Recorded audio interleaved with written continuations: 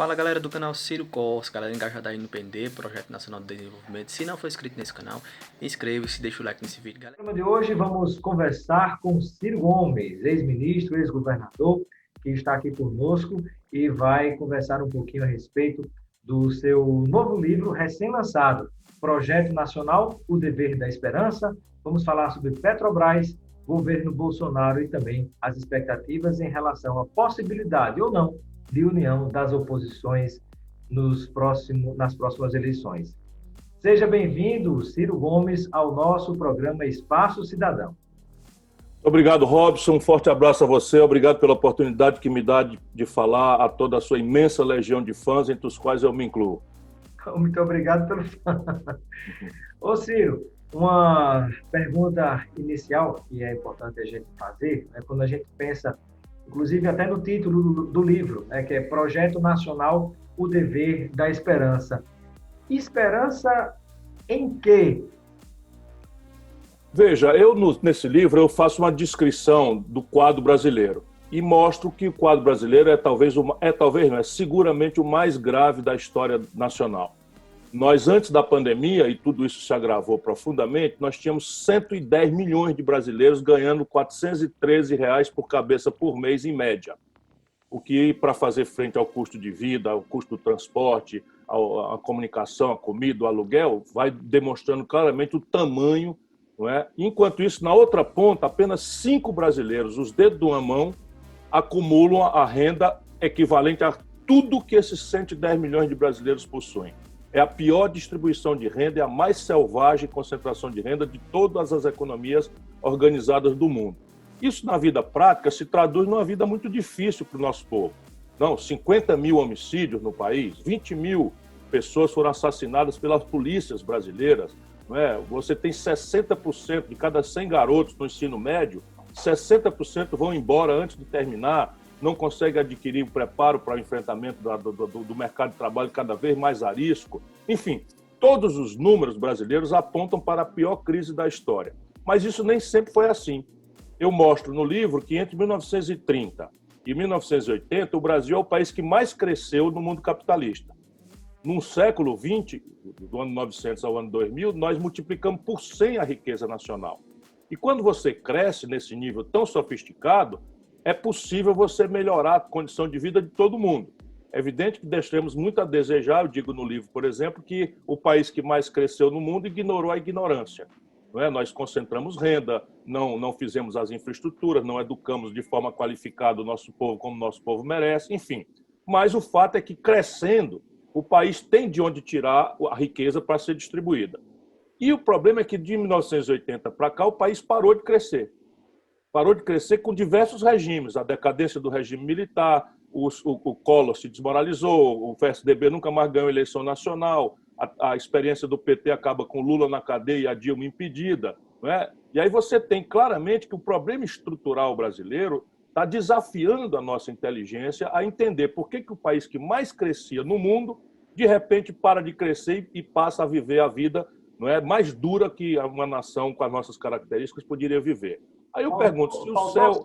Ciro, faltou, nesse período, quando houve essa parada no crescimento, um planejamento para se tentar, até no acordo com as elites, como o próprio ex-presidente Lula chegou a fazer durante um tempo no Brasil, né, dito pela professora Tânia Bacelar, da Universidade de Pernambuco, faltou um novo acordo com as elites para uma nova redistribuição de riqueza e de renda no Brasil? Se o país não cresce, isso vale como regra para a história da humanidade. Se o país não cresce, distribuir renda quase sempre é um conflito sangrento, literalmente. Por quê? Porque trata-se de tomar a renda de quem tem e que não está expandindo para distribuir para quem não tem. Portanto, a grande tarefa é desfazer, né, o domínio, porque o que aconteceu no Brasil, o livro mostra isso. Isso que aconteceu do Brasil explosivamente crescer não foi por acaso. Cresceu porque nós tínhamos guiadas ali as nossas energias por um projeto. Pode-se botar defeito no projeto, criticar, mas a partir da Revolução de 30, o Brasil sabia o que queria ser. Nós íamos sair da agricultura de monopólio, de oligopólios, do café, da cana-de-açúcar, de uma estrutura oligárquica na política, para uma indústria moderna, avançada. Como não tínhamos capitais privados, fizemos isso com a decisão de fazer o Estado, né? Vale do Rio Doce, Petrobras. Inclusive, a partir do governo de Getúlio Vargas. Getúlio é que imagina tudo isso, né? Aplicando no Brasil um keynesianismo tropicalizado. O livro descreve tudo isso em linguagem simples para que a população, especialmente mais jovem, possa entender o Brasil que nós somos. E depois o livro vira a página para propor o Brasil que queremos e dizer como é que isso pode acontecer, enfim. Mas a ideia é que quando em 1980 o capital financeiro estrangeiro toma essa personalidade arisca e muito cara e especulativa, e as tecnologias começam a se aprofundar e tomar uma complexidade muito veloz, o Brasil perde o passo, porque não tínhamos democracia e depois a democracia não foi capaz, não é? Porque vivemos de culto à personalidade, de ciclos muito curtos de voo de galinha, de consumismo por manipulação de coisas. A tragédia, então, é essa. Você tem ali, no primeiro momento, Fernando Henrique, o país cresce com o Plano Real, o povo fica feliz e quebra o país e o PSDB nunca mais ganha a eleição. O Lula vem, aproveita um ciclo de preços muito altos dos produtos tradicionais brasileiros, soja, milho, proteínas animais, as commodities, né?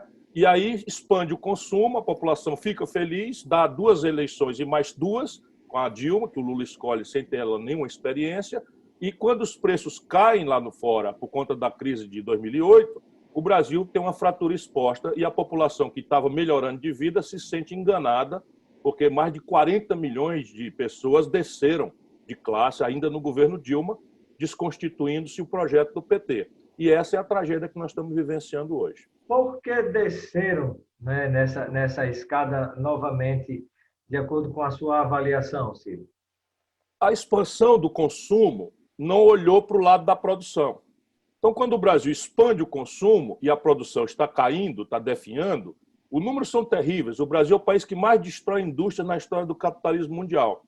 E a indústria é um sintoma da modernidade, não é? Então, o que acontece com o Brasil? Seria pela aposta, muitas vezes, no capital financeiro, especulativo, até nas suas conexões com o internacional, porque essa é a prostração. Essa aposta no Brasil, no capital produtivo, que gera emprego, renda, faz a riqueza circular, tem mais lastro, apesar de menos lucro no curto espaço de tempo, mas, por outro lado, a gente me parece que observa que estamos vivendo uma sociedade fictícia, né? Completamente. Isso é exatamente o que explica o voo de galinha. Quando o real acontece, o plano real que eu ajudei a fazer lá com o Itamar, nós cessamos o imposto inflacionário e esse imposto que era transferido para a especulação fica no bolso do povo. O povo vai ao consumo e a gente não está ali cuidando da estruturação da produção porque fica há 30 anos o Brasil tem a maior taxa de juros do mundo na ponta. E toda uma elite se organizou para ganhar dinheiro sem produzir um pão nem gerar um emprego, só na especulação financeira. Isso de fora para dentro e de dentro para fora acontece no Brasil. Resultado, a gente explode a importação. Quando os preços dos produtos tradicionais brasileiros vão bem lá fora, a gente acha o dólar para pagar essa conta. Quando eles caem, eles oscilam, a gente quebra. Foi o mesmo filme. Então, com o Lula, o que aconteceu? O Lula expandiu o poder de compra do salário mínimo. Quando ele tomou posse, era equivalente a $100 o poder de compra. Quando ele entrega para a Dilma, era 320. Então, 70% do trabalhador nordestino ganha, com carteira assinada, ganha o salário mínimo.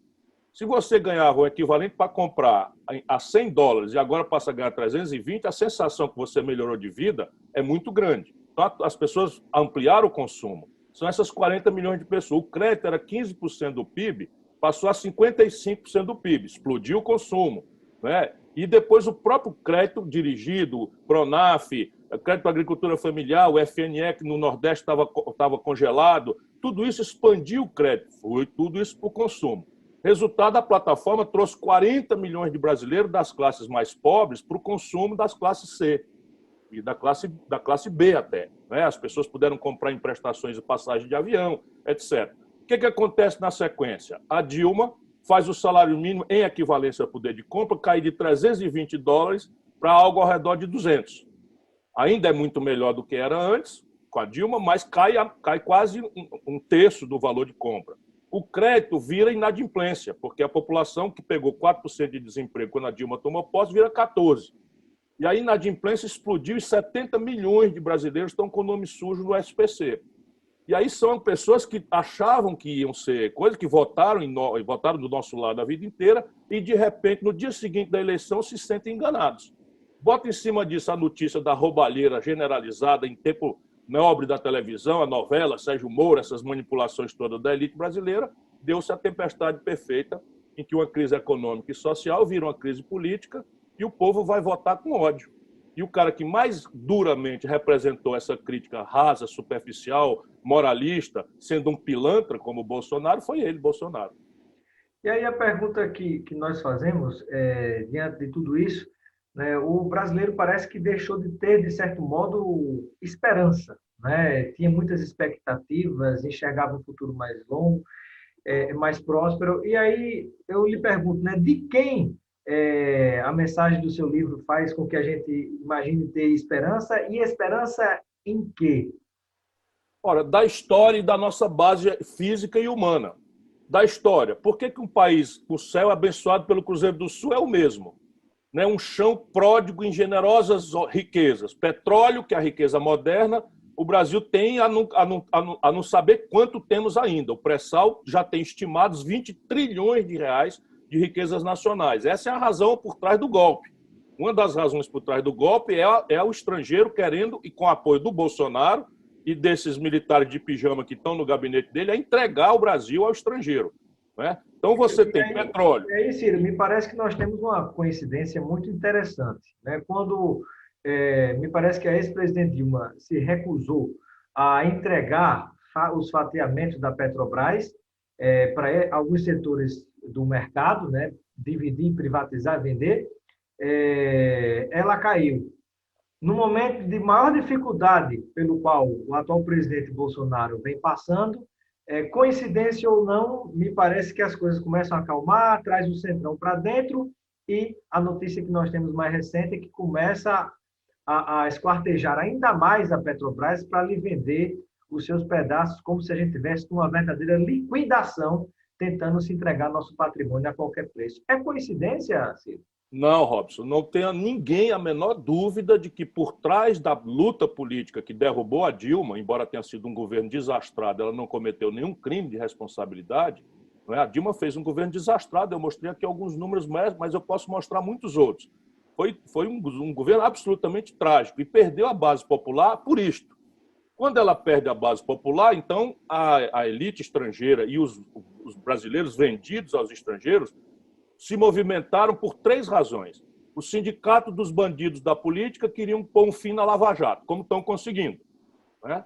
Então, inclusive com o apoio do presidente Bolsonaro. Né? Sem nenhuma dúvida. O Bolsonaro usou o moralismo do Moro, chupou a laranja, jogou o bagaço fora e passou, destruiu o COAF, tudo para proteger os bandidos da família dele. Ele próprio. E também a Procuradoria-Geral da República. Apropriou a Procuradoria da República, andou anunciando aí constrangimentos ao Supremo e tal. Enfim, essa é a primeira razão. A segunda razão é petróleo. Na hora que nós fizemos aqui no Brasil a lei de partilha, na hora que nós determinamos que o petróleo, que o pré-sal era da Petrobras e que nós íamos fazer um fundo soberano, etc., etc., nós anunciamos um Brasil rico e industrial, porque aí está o dinheiro para financiar essa estratégia. E eles não vão admitir, a não ser que nós brasileiros nos unamos de forma muito clara. Então, essa é a segunda razão.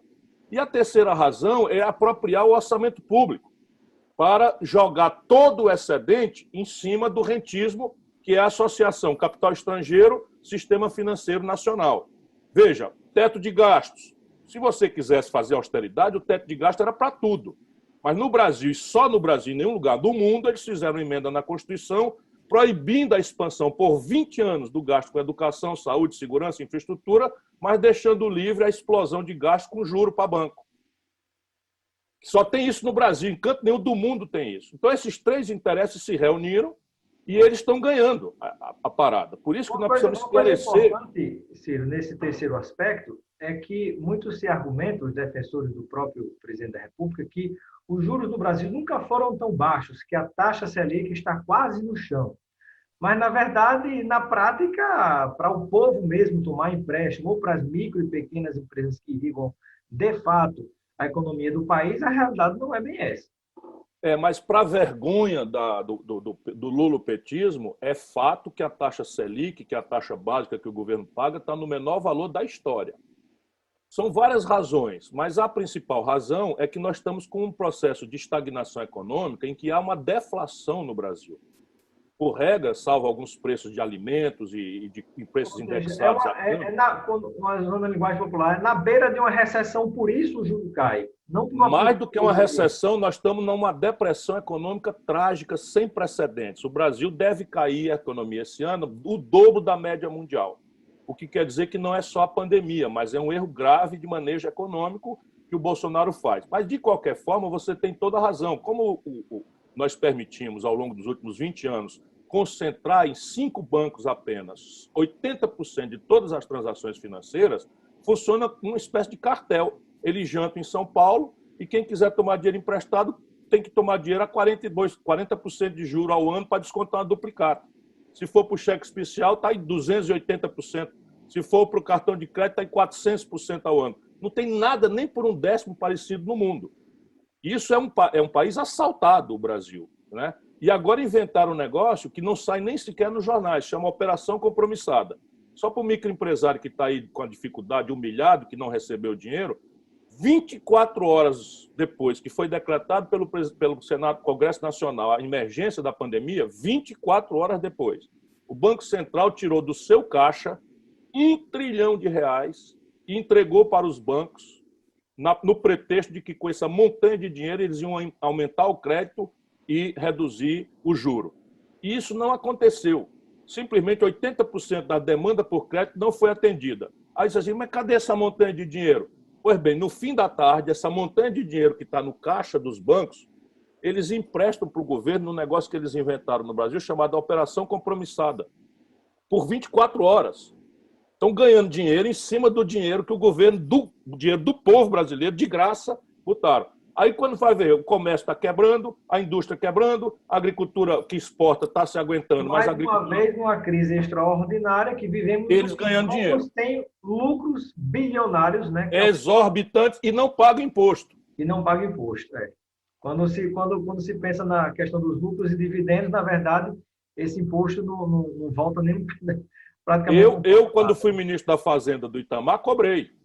O Fernando Henrique revogou e, incrivelmente, o lulopetismo manteve revogado. Só o Brasil e a pequena Estônia não cobram esse imposto. Ô Ciro, uma outra pergunta, focando um pouquinho na questão da Petrobras, que foi o segundo tópico, a segunda razão que você apontou. O Bradesco, o Itaú, esses grandes bancos, por exemplo, será que eles topariam, né, vender para os seus concorrentes a sua carteira de clientes? Porque me parece que é mais ou menos isso que a Petrobras está fazendo, induzida pelo governo brasileiro, né? Vendendo os seus pedaços, fatiando para a própria concorrência.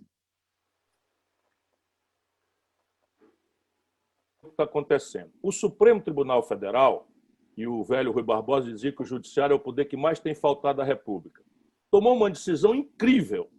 Eu, que sou velho professor de Direito, com todo o respeito que devemos ter à Suprema Corte do Brasil, mas tomou uma decisão absolutamente incrível que nós estamos pedindo, com toda humildade, para ver se eles consertam essa absolutamente incrível decisão. Disseram eles o seguinte, que para vender a Petrobras, a Eletrobras, o governo tem que pedir autorização ao Congresso Nacional. Porém, vai entender por quê, depois dessa decisão, uma vírgula dizendo o seguinte, mas o governo pode vender as subsidiárias dessas companhias sem autorização legislativa.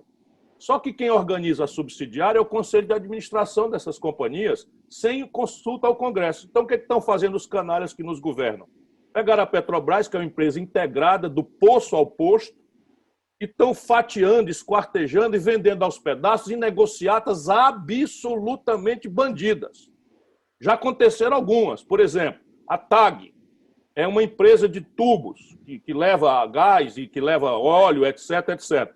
Eles venderam e entregaram para estrangeiros contra um contrato de aluguel, ou seja, eu vendi meu apartamento para você, você não tinha dinheiro para me pagar, eu lhe dou um contrato de aluguel do apartamento que eu estou lhe vendendo, cujo valor do aluguel de 3 anos é o valor que tu vai me pagar pelo apartamento.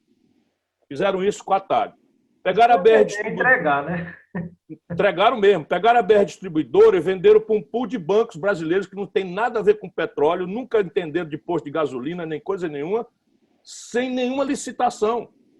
Eu soube agora que nem um relatório do ativo imobilizado, as esquinas de de áreas nobres do mundo, do Brasil inteiro, onde tem posto BR, nem sequer o valor dos terrenos foi calculado. Venderam por nada, por ninharia. Já venderam. E agora estão querendo fazer isso, pegar as refinarias, transformar em subsidiária e vendendo. O que é que o povo brasileiro não está sabendo? Hoje, 1/3 da capacidade de refino do Brasil estão parados, enferrujando para desvalorizar, e nós viramos dos maiores importadores de gasolina, óleo diesel, querosene de aviação e gás de cozinha em dólar do estrangeiro. Quase 80% dos Estados Unidos. Isso é tudo roubalheira.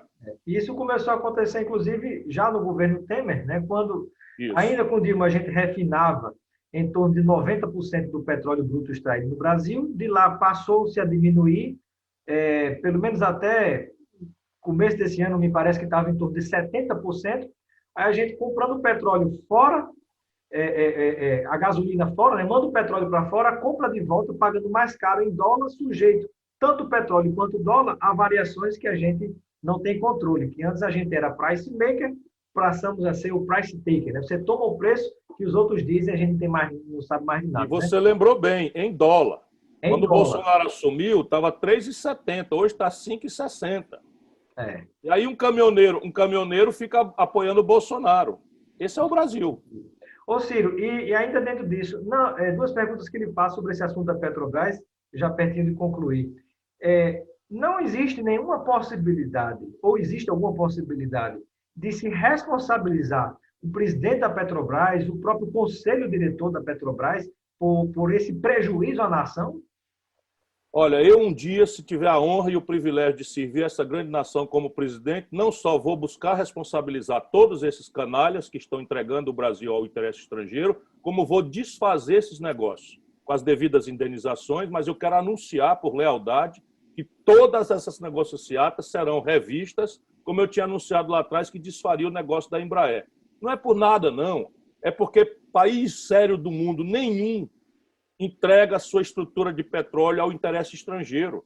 Nenhum país, 80% do petróleo do mundo é governado por estatais. A Saudi Aramco da Arábia Saudita, a PDVSA da Venezuela, para ficar em regimes completamente distintos, não é? A empresa da Noruega. A própria China compra, mas compra como Estado, né? Mas ela compra porque não tem petróleo. Não tem petróleo. Ela compra como Estado, a política energética é controlada pelo Estado, sendo que o Brasil tem sobra de petróleo. Isso quer dizer aquilo que você já falou, que a gente não tem nada que deixar o Brasil sujeito às oscilações especulativas de Roterdã, onde se especula o preço do petróleo. Aí você mata um general iraniano nessa política terrorista do governo atual dos Estados Unidos, o preço do petróleo explode, lá se vai o caminhoneiro do Brasil ter que pagar. O que tem a ver com isso?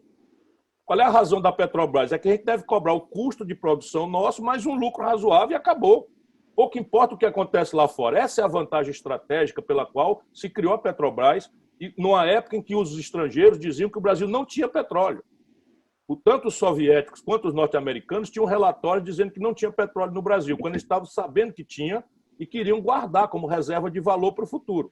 Finalizando essa questão da Petrobras, Ciro, eu sei que meu tempo com você compromissado já está estourando. Eu estou às suas ordens, não se preocupe. Muito bem, obrigado. Eu queria lhe perguntar o seguinte: a oposição no Brasil ainda pode fazer alguma coisa para salvar o que está restando da Petrobras ou as favas estão contadas? Não, nós precisamos espernear. É bom lembrar o seguinte, que na luta do parlamento, nós perdemos de 3-1 toda a vida que entramos em confronto aberto. Por quê? Porque são 513 deputados, nós temos todos nós juntos, da oposição, 130. E o Bolsonaro está comprando aí o Centrão e loteando cargos na contramão do que falou. Roberto Jefferson, condenado do Mensalão, é hoje o lugar-tenente do Bolsonaro. Valdemar Costa Neto, condenado do Mensalão, que essa é a tragédia. O cara lá era bandido com Lula, o Bolsonaro esculhamba o Lula, depois vai e faz o mesmo acerto, nas mesmas linguagens, na mesma base corrupta, fisiológica e arrebentando o país. Não é? Então nós precisamos ajudar o nosso povo a entender que não basta eleger um bom presidente da República, nós temos que tomar tenência no voto para deputado. Mas nós estamos conseguindo algumas vitórias negociando no parlamento. Por exemplo, acabamos de comemorar a aprovação do Fundeb por unanimidade no Senado, contra o Bolsonaro. Por quê? Porque nós conseguimos uma base popular de movimentos, educadores, enfim, as pessoas conseguimos. Bolsonaro fez o diabo para boicotar, nós conseguimos cravar na Constituição e o financiamento da educação está garantido, não é? Agora de forma definitiva, com status constitucional. Foi uma vitória. Nós conseguimos, na famigerada reforma da Previdência, tirar os professores do teto da aposentadoria. Isso também é uma microvitória, mas para os professores foi muito importante. Então é isso, e estamos indo ao judiciário. Por exemplo, nós conseguimos, eu fui advogado nessa causa do PDT, uma liminar garantindo que os governadores e prefeitos, sem dispensar a responsabilidade do governo federal, tivessem autonomia para enfrentar a pandemia.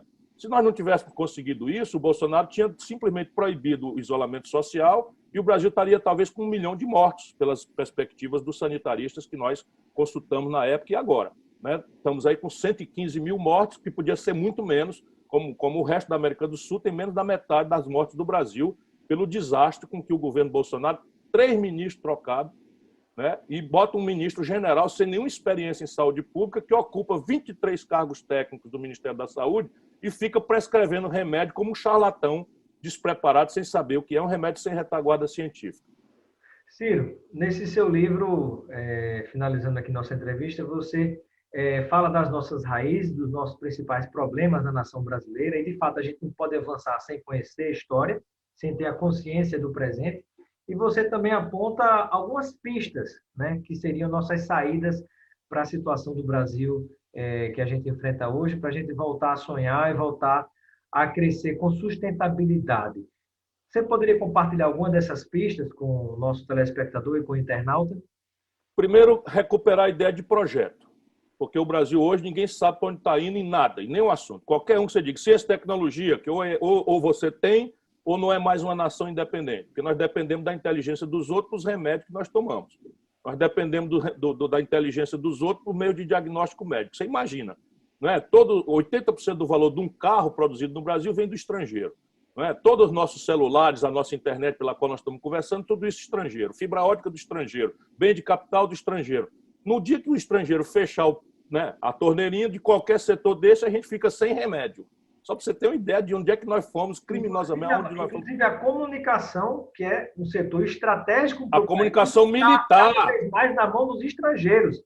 A comunicação militar brasileira é processada por satélites estrangeiros. E estão entregando a base de Alcântara aos americanos também. Enfim, então, primeira ideia de projeto em que você tem que dizer o seguinte, o Brasil é assim hoje e nós queremos que o Brasil seja assado daqui 30 anos. Eu peguei o padrão da Espanha, que não é o país nem mais rico nem mais pobre da Europa, sob ponto de vista de renda per capita, matrícula, mortalidade infantil, leito hospitalar por habitante, profissional de saúde generalista por habitante, etc. Peguei todos esses indicadores e escolhi a Espanha para dizer, no projeto que eu quero, que eu sonho, mas isso é para discutir, o Brasil vai ser uma nação do padrão de vida espanhol em 30 anos.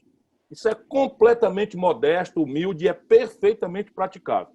De trás para diante, quanto é que custa? Vamos lá no prático. O Brasil hoje só dá vaga para garotos de 18 a 25 anos, 18 de cada 100 na universidade. A Espanha dá 58. Então eu tenho que pegar hoje, só tem matrícula para 18, daqui 30 anos eu tenho que garantir que 58 filhos dos trabalhadores e da classe média tenham acesso à universidade, que eu quero que seja pública, gratuita e de qualidade. E antes disso, temos uma demanda que fica à margem de pelo menos 30% no Brasil de creche. Não, eu estou falando o seguinte, para dar um exemplo. Creche é um desastre. Creche é um desastre. Matrícula em tempo integral é um desastre. Adotados na creche do crime organizado, né? Isso. Eu quero agradecer a participação de Ciro Gomes no nosso Espaço Cidadão. Ciro, seja sempre bem-vindo